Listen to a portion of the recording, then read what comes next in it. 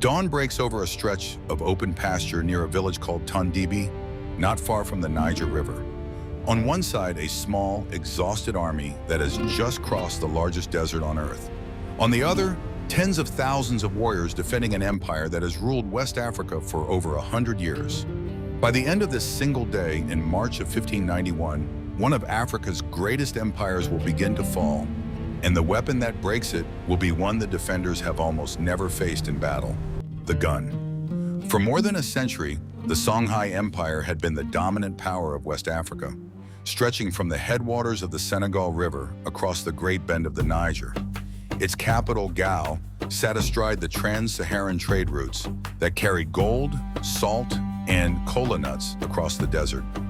Its city of Timbuktu was one of the intellectual capitals of the Islamic world, home to scholars, manuscripts, and schools that drew students from across Africa and the Middle East. Songhai's wealth was so legendary that Europeans whispered of it as an island of gold. But empires built on conquest rarely pass power smoothly.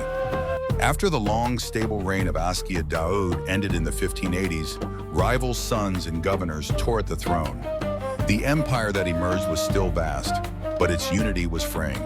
In 1588, a young ruler named Askia Ishaq II finally secured the throne, crushing a rebellion with the help of loyal Tuareg cavalry. I stand before you as your ruler. Honest, your generous, claims challenge the well order. liked. Submit to the will of Songhai. We hear you. 3 years to lose. I stand before you as your ruler. The Sahara, your claims challenge the order. Submit to the will of Songhai. We hear you. Invading Portuguese army in 1578 and seizing a fortune in ransom. Emboldened and ambitious, Al-Mansur turned his gaze south, toward the fabled gold of Songhai and the desert trade routes that fed it. His advisors warned him that attacking a fellow Muslim empire broke Islamic law. Al-Mansur dismissed their objections. He wanted the Sahara's Sire, wealth, the arquebuses are ready for your inspection. Good. And the cannon barrels? They are being prepared, my lord. See to it. Slow to load, Our enemies will not wait. Sire, the arquebuses are ready for your inspection. Good. And the cannon barrels? They are being prepared, my lord. See to it. Our enemies will not wait. Songhai's strength was built on something else entirely. Superb cavalry, disciplined archers, and centuries of unchallenged dominance over its neighbors. Neither side yet knew which kind of power would matter more on an open plain in the Sahel. To lead the invasion, Al-Mansur chose an unlikely commander, Judar Pasha, a man born in Spain and captured as an infant by Moroccan raiders. Castrated and raised within the Sultan's court, Judar converted, trained, and rose through sheer competence to command an entire wing of the army by his 20s.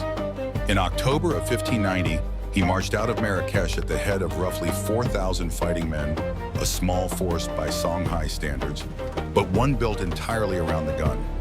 What followed was one of the most audacious marches in military history. For 4 months, Judar's army crossed nearly 2,000 miles of the Sahara Desert, guided by camel caravans carrying water, gunpowder, and supplies for both soldiers and animals. Thousands of camels, laborers, and stablemen supported barely 4,000 fighting men. Along the way, they raised the desert salt mines at Takasa, a key node in the very trade network Songhai depended on. Confident that the desert itself was protection enough, Songhai's court had gathered almost no intelligence on Moroccan intentions. By the time riders finally reached Gao with warning, Judar's army was already on the Niger River, dangerously close to the capital. The surprise was nearly total. Askia Ishaq II had only days to summon the full might of his empire, and summon it he did. Word went out across the Songhai heartland, and warriors converged from every province, cavalry in their thousands, foot soldiers armed with spears, swords, and bows, all drawn by a call to defend the seat of an empire that had never lost a war on this scale. By some accounts, Ishaq's army outnumbered the invaders 10 to 1 or more. On paper, the outcome should never have been in doubt. The two armies converged on a stretch of pasture near the village of Tondibi, north of Gao, on the 13th of March, 1591. On one side, a vast, confident host under a young ruler defending his homeland. On the other, a few thousand exhausted foreigners far from with nowhere left to retreat across a desert that had nearly broken them already.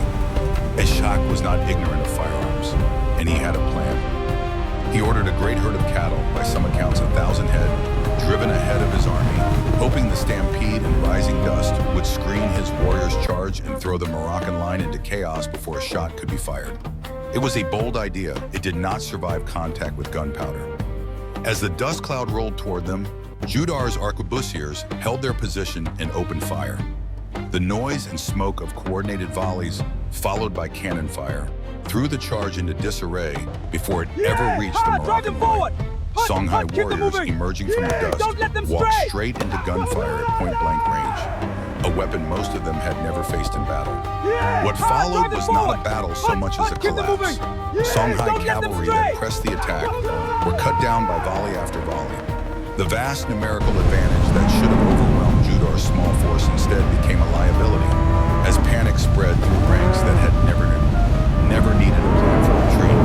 A rear guard fought bravely to cover the withdrawal, but within hours the army that had marched out with such confidence was in full flight. The road to Gao now lay open. Judar advanced and occupied the Songhai capital within days, expecting to find the legendary wealth of the island of gold. Instead, he found mud brick walls, dirt floors, and a city built for trade rather than display. Its true riches were never gold sitting in a vault, but the roads and relationships that ran through it.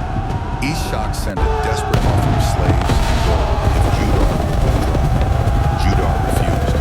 From Gao, Moroccan forces pushed on to the other jewels of the empire. Janneh, a center of trade, and Timbuktu, whose libraries and schools had made it one of the great centers of Islamic scholarship in the world. Both fell with little further resistance.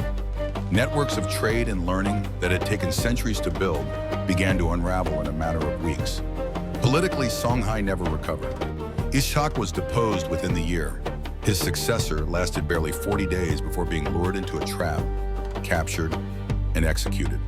Surviving members of the royal line fled south, founding a much smaller successor state that would endure in the shadows of the old empire for another 3 centuries, a fraction of what Songhai had once been. The deeper cost was economic. For generations, gold, salt, and goods had moved along caravan routes that Songhai's authority had kept secure.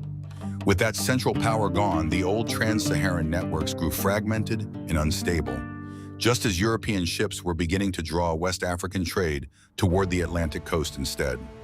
The desert routes that had built Songhai's wealth never fully recovered their old importance. The Battle of Tondibi is remembered today as a stark lesson in the shock of new technology. A few thousand men with gunpowder broke an army many times their size in a single afternoon. But Morocco's triumph proved hollow too. The conquerors could win the battle, yet never truly govern the vastness they had conquered. What Tondibi ended, more than an army, was an era, the last of West Africa's great pre-colonial empires. In the world it had built along the sands of the Sahara,